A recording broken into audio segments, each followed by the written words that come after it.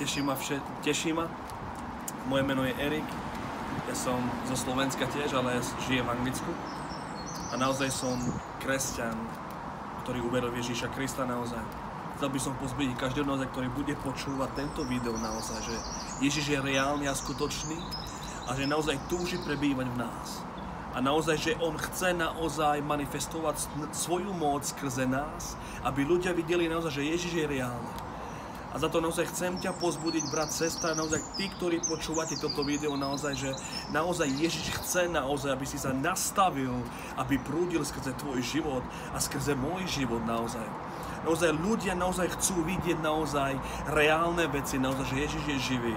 Není to len o prázdnom slove, naozaj je to o tom, naozaj, aby Duch Boží sa manifestoval skrze tvoj život a skrze môj život. A nielen to, Boh ťa chce požehnať. Naozaj, keď požehnanie naozaj je vidno na náš život, naozaj znamená, že Ježiš je na náš život naozaj.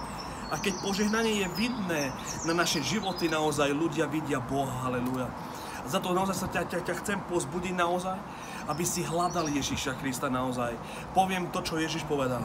Alebo čo Ježiš ukázal ako prioritu, povedal, hľadaj najprv nebeské kráľovstvo, jeho spravodlivosť a toto všetko ti bude pridané. Keď hľadáš správne, Ježiš bude viditeľný na tvoj život.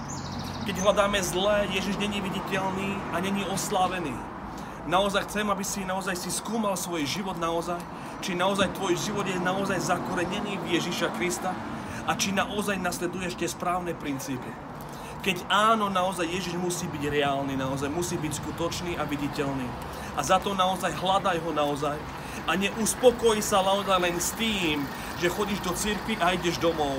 Ale naozaj ľudia chcú naozaj vidieť, ako nebeské kráľovstvo sa manifestuje skrze tvoj život a skrze môj život.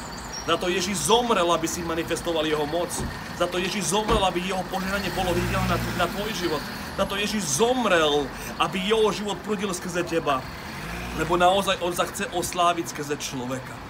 Naozaj nebuď len v tom, že si počul niečo a v tom si. Buď v tom, že si niečo počul a manifestuješ.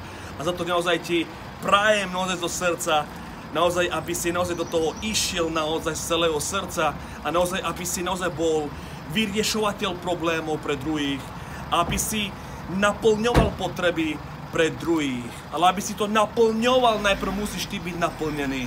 Naozaj za to, brat, sestra, ťa pozbudzujem naozaj, ako Pavol povedal, neopíjajte sa vínom, ale buďte plnení Duchom Božím každý deň.